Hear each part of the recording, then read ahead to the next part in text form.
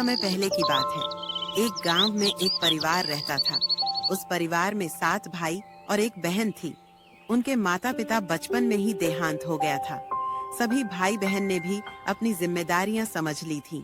शुरू में सबको गुजारा करने में काफी परेशानी हुई थी, लेकिन समय के साथ उन्होंने माँ बाप के बिना जीना सीख लिया।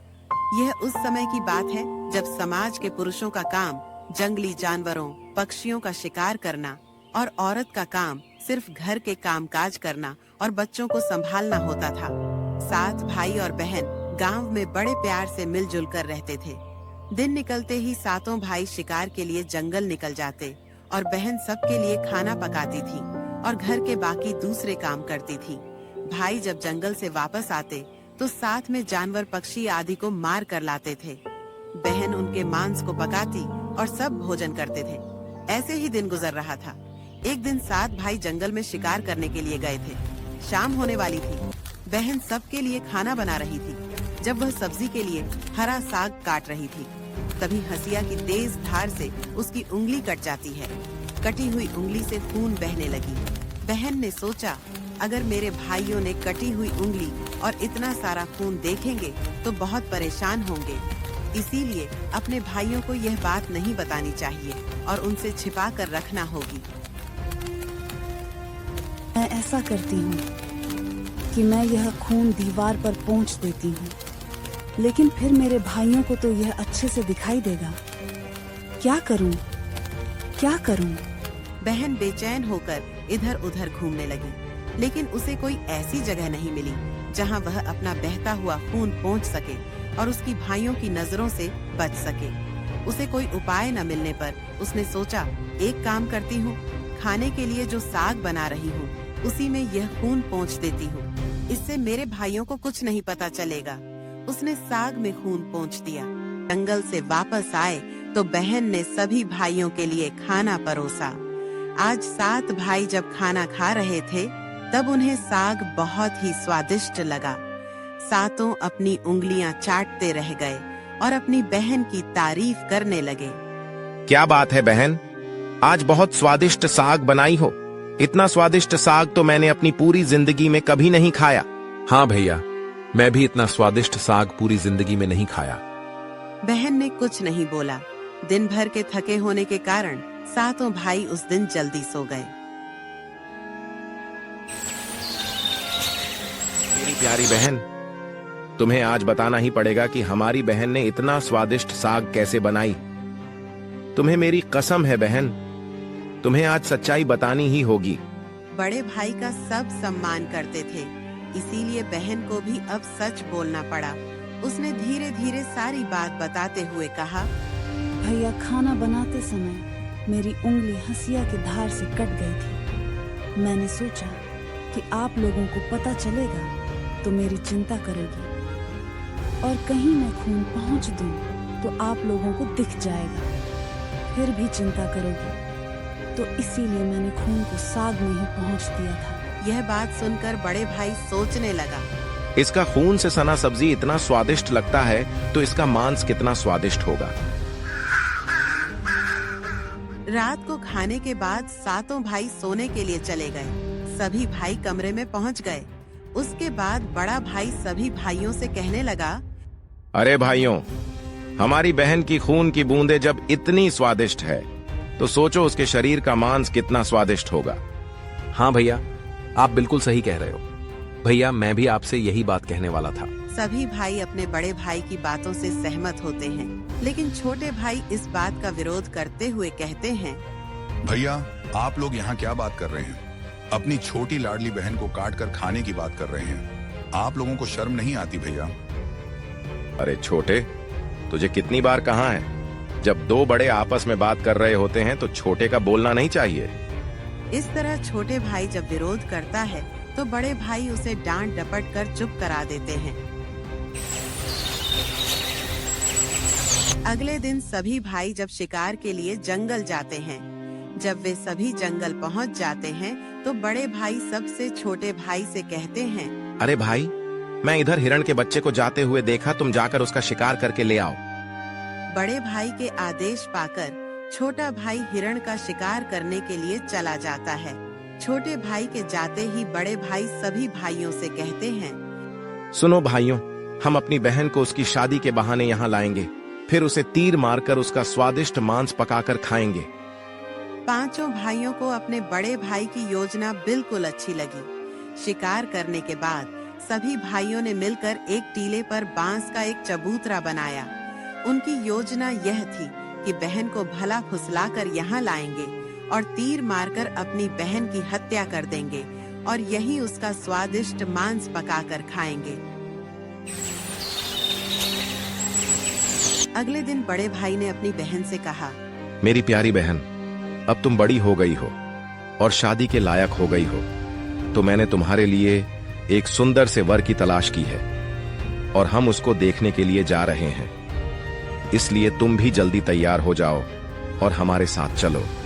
बहन शादी की बात से बहुत खुश हो गई। वह तुरंत तैयार हो गई और भाइयों के साथ जाने लगी। चलते चलते जब बहन थक गई तो बड़े भाई से पूछने लगी, भैया मैं चलते चलते थक गई हूँ, मेरा ससुराल अब भी कितना दूर है? बस अभी कुछ देर में पहुंचने वाले हैं। टीले पर पहुंचते ही बड़ा भाई अपने छोटे भाइयों से बोला, बहन को टीले पर खड़ा करके उसको रस्सी से खंभे के सहारे बांध दो। बड़े भाई का आदेश पाकर सभी भाई मिलजुल कर बहन को बांधने लगे। बहन को कुछ समझ नहीं आ रहा था कि उनके भाई ऐसा क्यों कर रहे हैं। भैया आप बहन को मत मारो। छोटे भैया आप ये क्या कह रहे हो? भला मुझे बड़े भैया लोग क्यों मारेंगे? तब छोटे भाई ने बहन को सारी बात बताई। यह सुनकर बहन के पैरों तले जमीन खिसक गई। अपने सभी भाइयों को हत्यारे के रूप में देखकर बहन का हृदय हाहाकार करने लगा। वह समझ नहीं पा रही थी कि इतना प्यार करने वाले भाई आज मुझे मारने जा रहे हैं। वह ईश्वर को याद करते हुए बोली, भगवान अब तुम ही मेरे सहारा हो। मेरे छाए भाई मेरी हत्या करना चाहते हैं। इनमें से कोई ऐसा नहीं है जिसके दिल में मेरे लिए दया और प्रेम हो। अपनी बहन की बातें सुनकर सातवां भाई द्रवित हो उठा। बहन की पुकार पर वह तड़प कर रह गया, परंतु उसे 6 बड़े भाइयों को रोकने का साहस नहीं हुआ। बहन को निर्ममता से बांधने के बाद बड़े भाई ने सबको बारी बारी से उस पर तीर से प्रहार करने का आदेश दिया। बड़ा भाई सबसे पहले हाथों में धनुष लेकर जब अपनी बहन पर प्रहार करने को हुआ, तब बहन भाई के सामने हाथ जोड़कर कहने लगी, मारो भैया, छाती में लक्ष्य करके मारो भैया, छाती में लक्ष्य करके मारो। मारो भैया, मारो भैया, छाती में लक्ष्य करके मारो। मारो भैया, मारो भैया, छाती में लक्ष्य करके मारो भैया, छाती में लक्ष्य करके मारो। मारो भैया, मारो भैया, छाती में लक्ष्य करके मारो। बड़े भाई ने चेहरे पर कठोरता लाते हुए धनुष उठाया। उसकी आंखों में दृढ़ता थी, पर दिल में हल्का सा संकोच भी। उसने तीर चढ़ाया और पूरे जोश से चलाया, पर तीर निशाने से भटक गया और कहीं दूर जाकर गिर पड़ा। एक एक करके सभी भाइयों ने तीर चलाए, पर किसी का भी निशाना सही नहीं बैठा। हर तीर अपनी दिशा खोता गया, जैसे किस्मत ने उनके हाथों से जीत छीन ली हो। तभी बड़ा भाई गहरी सांस लेकर छोटे भाई की ओर मुड़ा और बोला, छोटे अब तू निशाना लगा। नहीं भैया, मैं निशाना नहीं लगा सकता। मैं अपनी बहन को नहीं मार सकता। चुपचाप छोटे निशान लगा, वरना तुझको भी मारकर हम खा जाएंगे। बहन ने छोटे भाई की जान के बदले में अपनी जान न्यौछावर करने और अपने छोटे भाई को बचाने का निश्चय किया और कहा, मारो भैया, छाती में लक्ष्य करके मारो भैया, छाती में लक्ष्य करके मारो। तुम्हारा तीर मेरे छाती में लग जाए। मारो भैया, मारो भैया। छोटे भाई ने रोते रोते तीर चलाया और उसका तीर बहन के छाती में जा लगा। बहन तड़प उठी। कुछ देर छटपटाने के बाद उसके प्राण निकल गए। छोटा भाई बहुत ही दुखी था। वह अपने अंदर घुसकर रोने लगा। उन भाइयों ने मिलकर अपनी बहन के शरीर को नीचे उतारा। 6 भाइयों ने मिलकर बहन के शरीर को टुकड़ों में काटना शुरू कर दिया। मेरे बहन के शरीर को मत काटो, मेरे बहन के शरीर को मत काटो। इसे यहाँ से हटाना पड़ेगा। हाँ, इसे लकड़ी के लिए भेज देता हूँ। वह भी छोटा सा रस्सी देकर फिर देखता हूँ कैसे लकड़ी लापता है। फिर यह जंगल की तरफ उलझ कर रह जाएगा। फिर हम आराम से बहन के शरीर को टुकड़े टुकड़े कर पाएंगे। सुन छोटे, यह रस्सी लेकर जा और बहुत सारी लकड़ियां जल्दी लेकर आना। अगर लकड़ियां नहीं ला पाया तो तुझे भी मारकर पकाकर खा जाएंगे। अब छोटा भाई जंगल की तरफ चला जाता है और लकड़ियां इकट्ठा करने लग जाता है। कुछ ही देर में उसने बहुत सारी लकड़ियां इकट्ठा कर ली। अब उसने सारी लकड़ियों को बांध कर लाना चाहा, पर उसके बड़े भाई ने उसे बहुत छोटा सा रस्सी दिया था, जिसकी वजह से वह लकड़ियों को बांध नहीं पा रहा था। फिर वह उसी जगह बैठकर रोने लगा। तभी उसके सामने एक नाग सांप आया और कहने लगा, तुम क्यों रो रहे हो? बड़े भैया ने कहा है तुरंत लकड़ी लेकर आओ, नहीं तो तुम्हें भी उसी तरह मिटा देंगे जैसे हमने तुम्हारी छोटी बहन को मिटा दिया। अच्छा अच्छा, तुम रो मत, मैं तुम्हारा मदद करता हूँ। मैं तुम्हारे लकड़ियों को अपनी शरीर से लपेट लेता हूँ, लेकिन तुम लकड़ियों को ले जाकर पटकना मत, चुपके से रखना। फिर सांप ने लकड़ी को अपने शरीर से लपेट लिया। फिर छोटा भाई लकड़ी लेकर के आ गया।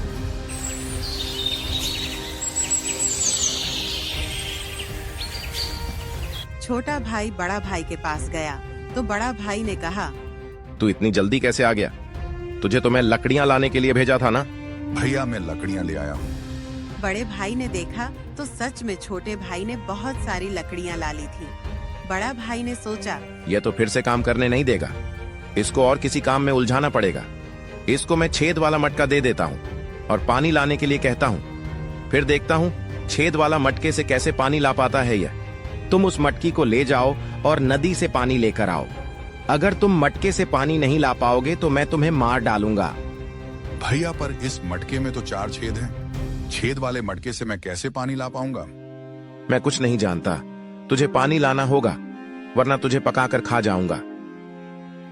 फिर छोटा भाई नदी की तरफ चले जाता है। वह नदी पर जाकर रोने लगता है। कछुआ नदी से बाहर आता है और कहता है, तुम रो क्यों रहे हो?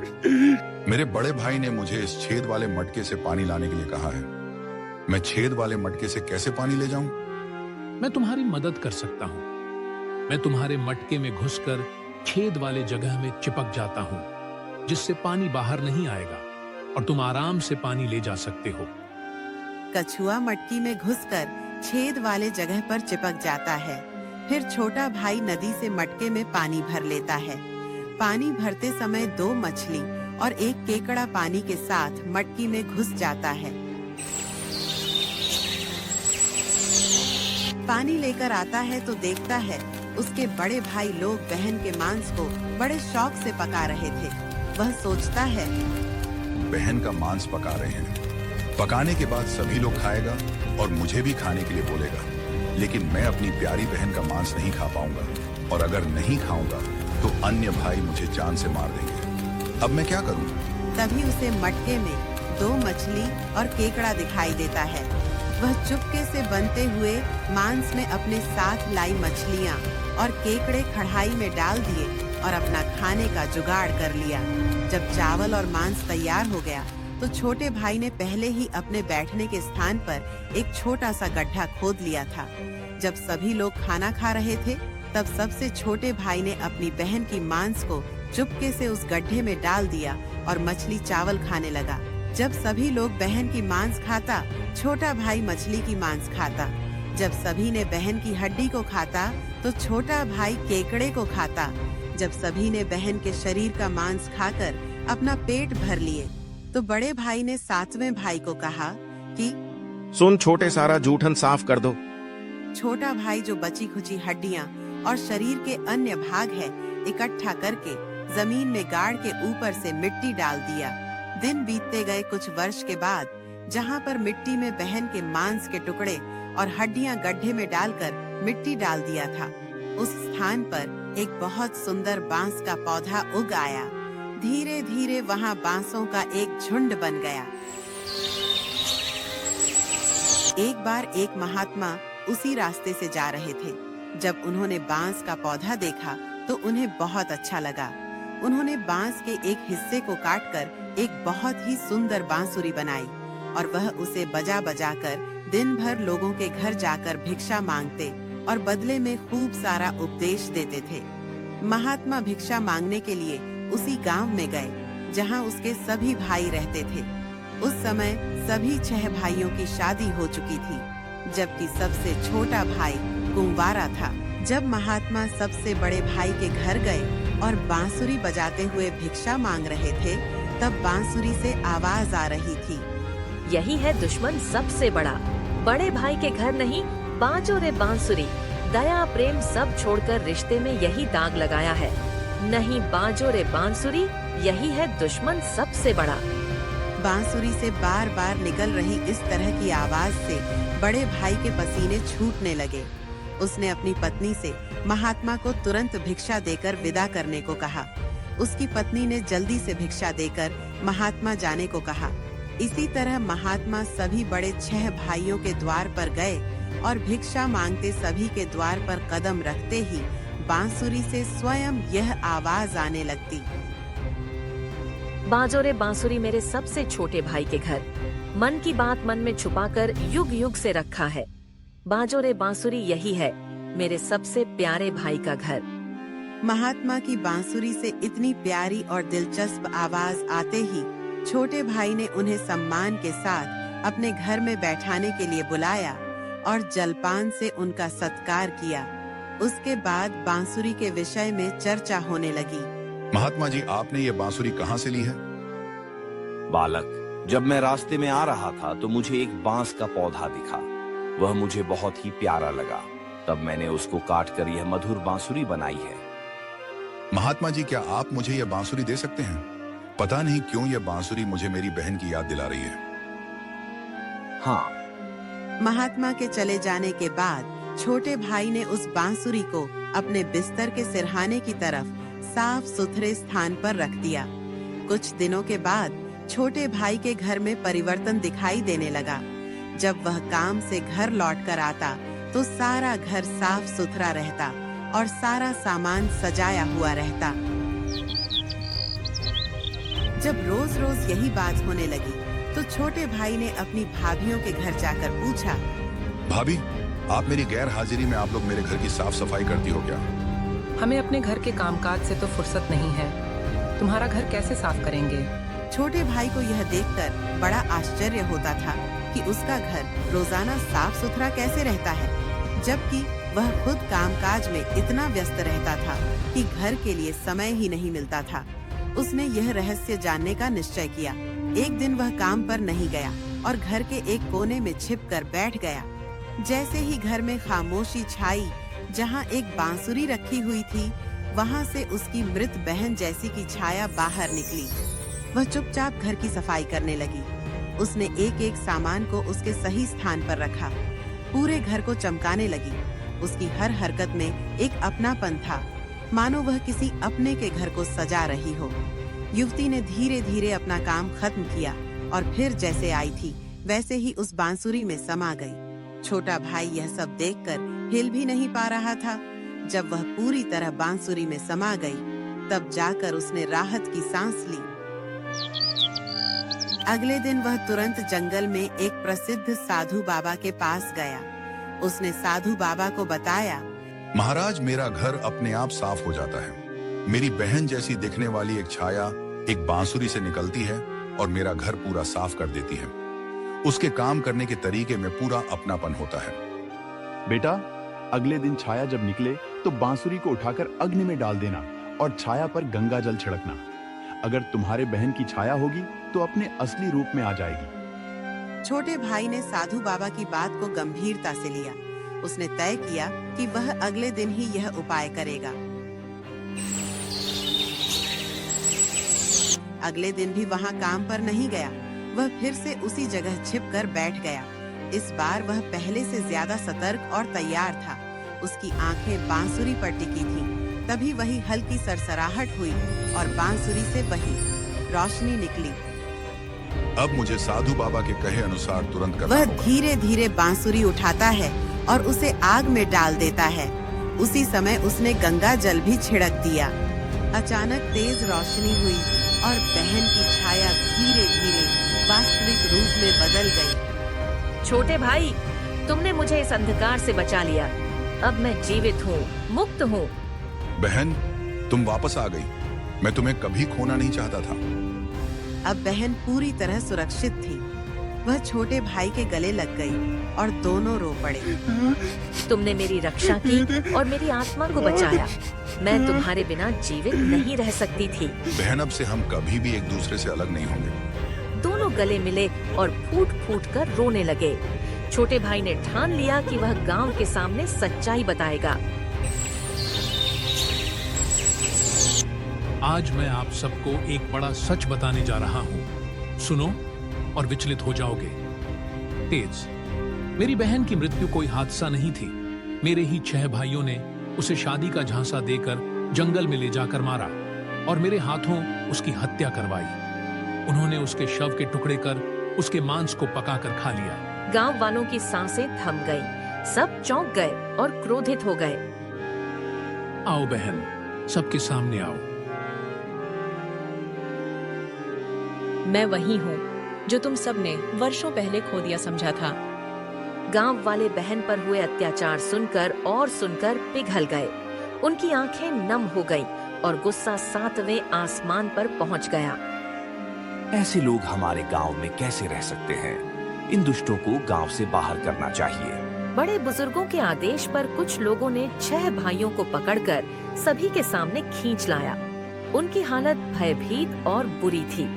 गांव वालों ने फैसला किया कि इन्हें डंडों से पीटकर गांव की सीमा तक छोड़ दिया जाए और वह फिर कभी गांव में दिखे नहीं।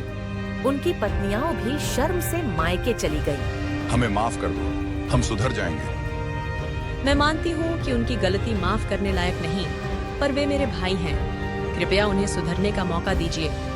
बहन की विनती और दया देखकर गांव वालों का कड़ा दिल भी पिघल गया और उन्होंने भाइयों को माफ कर दिया।